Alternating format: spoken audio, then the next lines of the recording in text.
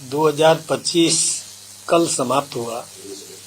आज 2026 का प्रथम दिन है और सारा जो आंकलन अभी ईस्वी सन से ही करते हैं, इसलिए मैं इस दिन पर नया दिन मानते हुए आज मैं समस्त देशवासियों को, राजस्थान के प्रदेशवासियों को बहुत बहुत शुभकामनाएं दे रहा हूं कि वो फले फूले पनपे समृद्ध हो, राजस्थान विकसित राजस्थान बने, देश समृद्ध बने, दुनिया में भारत की प्रतिष्ठा बढ़े। इस निमित्त मैं शुभकामनाएं दे रहा हूं।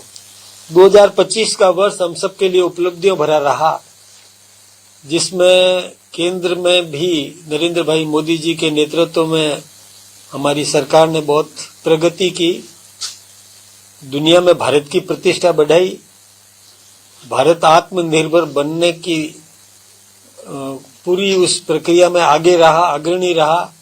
कई मामलों में भारत आत्मनिर्भर बन गया। चौथी अर्थव्यवस्था हुई, जो हम पिछड़े हुए थे अर्थव्यवस्था में, उसमें भी हम चौथी अर्थव्यवस्था में आ गए। ये बहुत बड़ी उपलब्धियों का वर्ष रहा। हम शस्त्रों के मामले में भी आत्मनिर्भर बने। दुनिया में जो एक इस वहां अंतरिक्ष में जो प्रतिस्पर्धा थी, उसमें भी हमने और कीर्तिमान स्थापित किए, वहां पर भी हमने अपना वजूद दर्ज कराया।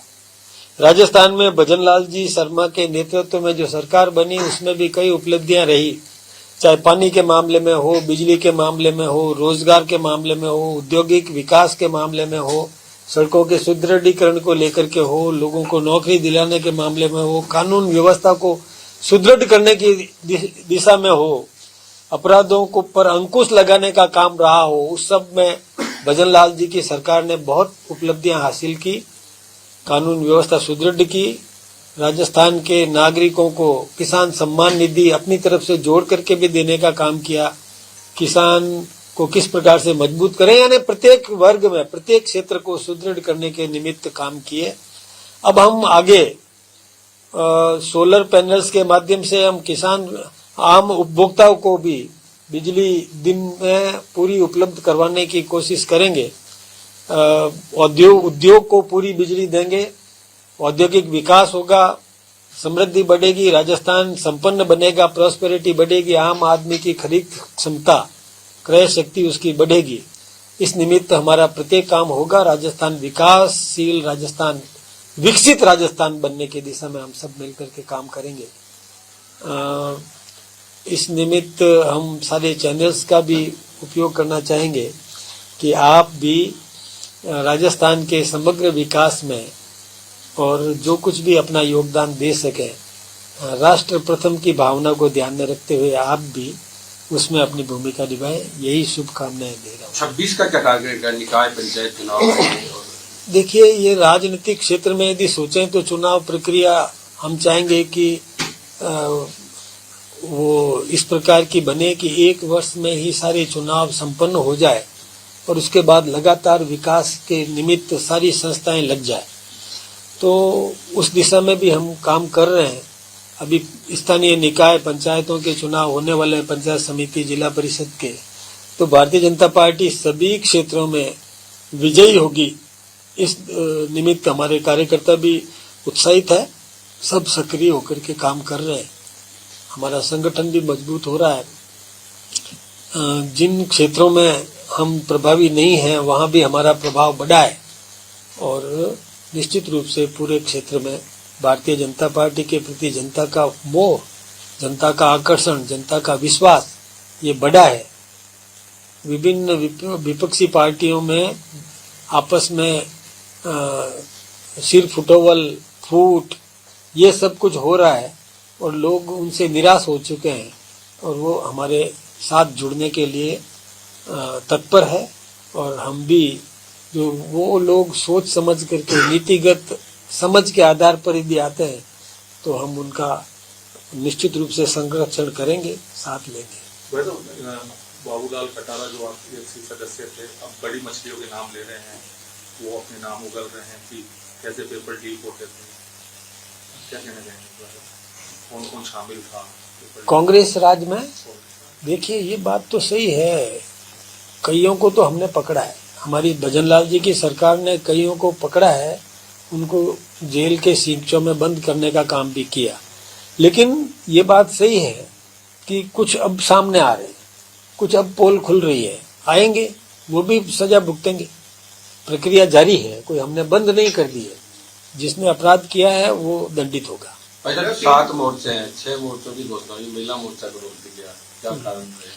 देखिए, हम लोग कोई ऐसा नहीं है कि कोई कारण से रोका हो, ऐसा नहीं है। हम लोग सारी समीक्षा करते हैं, विचार विमर्श करने के बाद में ही कोई तय करते हैं।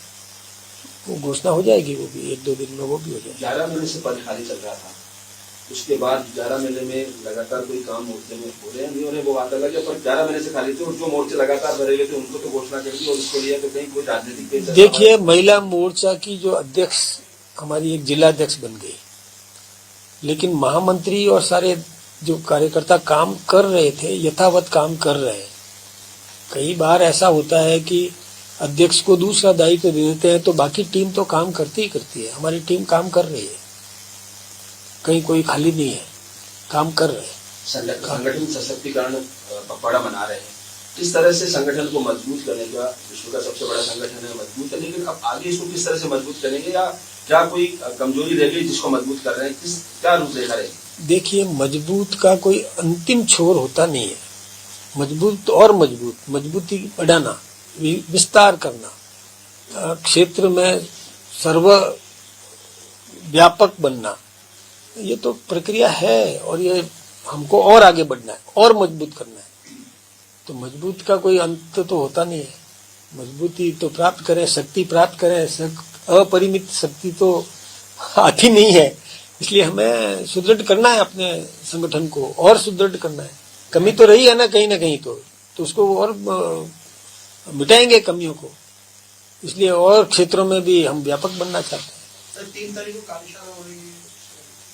देखिए, हमारी ये प्रक्रिया है, संगठन में दायित्व जैसे जैसे बदलते जाते हैं तो उनको काम और अच्छा कैसे करना चाहिए, क्या क्या तरीके अपनाना चाहिए कि जिससे हम कोई कमी नहीं छोड़े, कोई कमी नहीं रहे।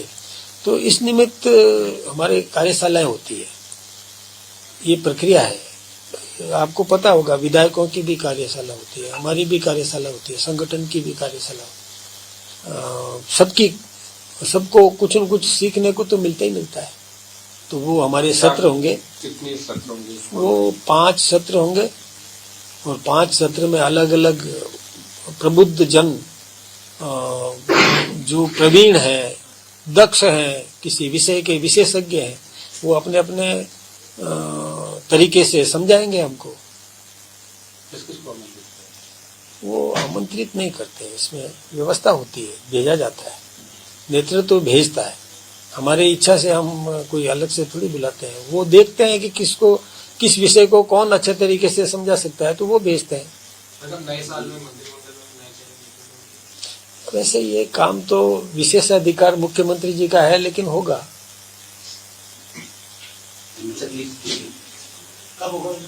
धन्यवाद दे दिया ना अब।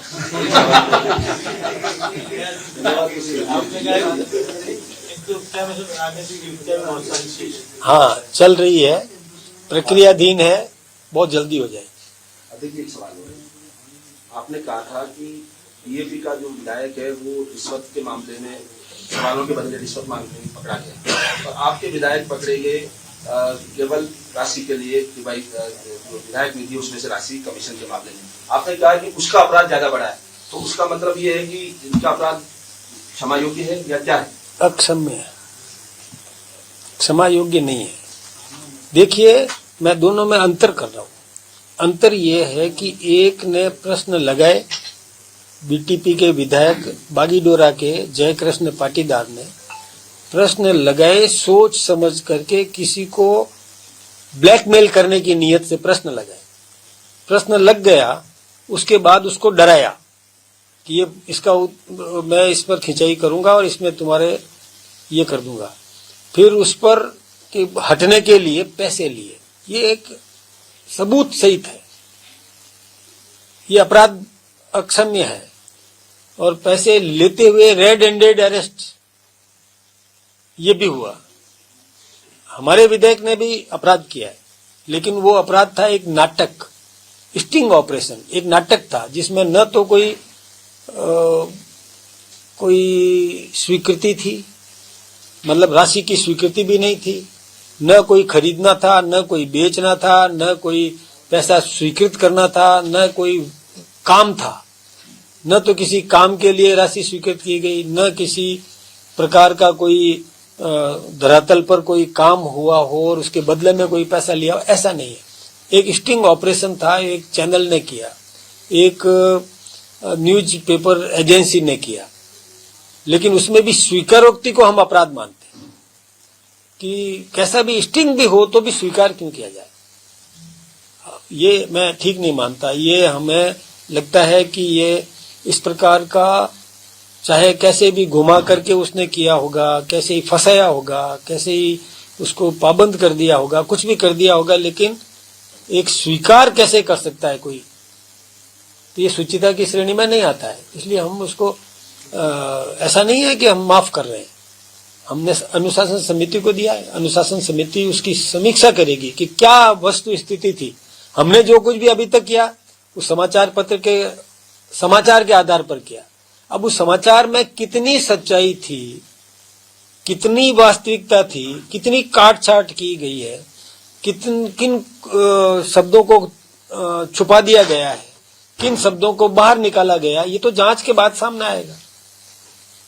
मेरा कहने का मतलब है कि मैं आरोप नहीं लगा रहा, लेकिन उसमें कौन सा पक्ष छापा, कौन सा पक्ष नहीं छापा, मैं कोई उस न्यूज पेपर उस एजेंसी पर आरोप नहीं लगा रहा हूं, लेकिन ये अनुशासन समिति उसकी पूरी समीक्षा करेगी। और वैसे भी एक प्रक्रिया है, ये प्रक्रिया है कि कहीं पर भी यदि कसाब जैसे व्यक्ति को भी और न्याय के लिए समय दिया जाता है तो हम भी न्याय का पूरा पालन करेंगे। मैं उस समाचार पत्र को भी धन्यवाद देना चाहूंगा कि जिसने भी इस प्रकार का प्रयास किया है तो कोई गलत नहीं किया है, वो एक लोगों को सीख देने का काम तो किया ही है। लाइन पर रहे, डरते रहे, सावधान रहे, गलत काम नहीं करें, ये सीख तो देने का काम किया ही है। तो मैं तो आलोचना नहीं कर रहा हूं, लेकिन कानून एक कानून का काम करेगा, अनुशासन समिति करेगी। उसके बाद एक हमारी सुचिता का जो एक विधानसभा में भी एक कमेटी होती है, वो भी इसके बारे में समीक्षा करेगी। फिर इसके बाद में भी कोर्ट्स भी है, कई बातें हैं। गिग वर्कर्स के हड़ताल को लेकर अशोक गहलोत ने एक बार निशाना साधा केंद्र और राज्य सरकार दोनों फूड डिलीवरी और ये पार्सल वगैरह देते हैं गिग वर्कर, जोमेटो वगैरह। नहीं, मैं इसके बारे में अभी पूरा वाकिफ नहीं हूँ, तो जब तक कोई पूरा तथ्य की जानकारी नहीं हो तो कुछ भी कह देना ठीक नहीं रहेगा। धन्यवाद। गिग वर्कर प्रधानमंत्री जी का आने का कार्यक्रम बन रहा है। देखो, प्रधानमंत्री जी का अभी कार्यक्रम, प्रधानमंत्री जी को हम बुलाना चाहते हैं रिफाइनरी वाले प्रकरण में। अभी वो स्वीकृति की इंतजार कर रहे हैं हम। स्वीकृति मिल जाएगी तो हम पलक पावड़े बिछा के स्वागत करेंगे। कहाँ पर आएगी क्या भाई? अब एक बात मैं आपसे बताऊं, रिफाइनरी को लेकर के देखिए, रिफाइनरी 2003 में वसुंधरा जी की सरकार थी, 3 से 8 उसमें शुरू किया गया था और उसमें ये एक प्रक्रिया प्रारंभ की थी और पेमेंट भी आया था, सरकारी खजाने में जमा भी हुआ था। उसके बाद कांग्रेस आई 2008 में, तो कांग्रेस ने सितंबर 2013 में एक एमओयू किया एचपीसीएल के साथ, और उन्होंने क्या एमओयू किया कि 15 वर्ष तक हम 3,800 से अधिक करोड़, 3,800 करोड़ मतलब 3800 करोड़ रुपया 15 वर्ष तक बिना ब्याज के उनको देंगे, और हमारी इक्विटी रहेगी 26% तो राजस्थान सरकार और 74% एचपीसीएल। ये उन्होंने तय किया। फिर हमारी सरकार आई तो वसुंधरा जी ने उसी HPCL से MOU किया, उसको पहले वाले को चेंज किया, जिसमें 40% हिस्सा हमारा रहेगा, 60% HPCL का रहेगा। यानी गहलोत साहब ने किया 26% हमारा, 74% HPCL का। हमारी सरकार ने किया 40% हमारा, 60% HPCL का, और हम केवल 1100 करोड़ रुपया ही देंगे और ब्याज लेंगे। कांग्रेस ने किया कि 15 वर्ष बाद वो हमें अपना शेयर देना शुरू करेगा। कांग्रेस ने किया HPCL 15 वर्ष तक हमसे 3800 करोड़ रुपया प्रति वर्ष हम देंगे, बिना ब्याज देंगे, और 15 वर्ष बाद में हमको 26% हिस्सा देगा और 74% वो HPCL ले जाएगा। हमने कहा कि नहीं, इमीडिएट हमको हिस्सा दो, 40% हिस्सा हम लेंगे और हम केवल 1100 करोड़ ही देंगे। ये हमने एग्रीमेंट किया। उस समय इसकी वैल्यू बन रही, इस पे खर्च की आ रही थी 39,000 करोड़। फिर 2023 में 22 लास्ट में कांग्रेस ने, गहलोत साहब ने फिर इसकी और खर्चा बढ़ा दिया 79,000 करोड़, और फिर वही डाके 3 पात वाले काम कर दिए। तो हम तो इतनी चिंता कर रहे हैं, हमारे भजन लाल जी ने अब फिर से किया, फिर से वापस से ही किया कि राजस्थान के हितों को और हानि नहीं होने देंगे। तो ये बात गहलोत साहब कैसे विरोध कर सकते हैं?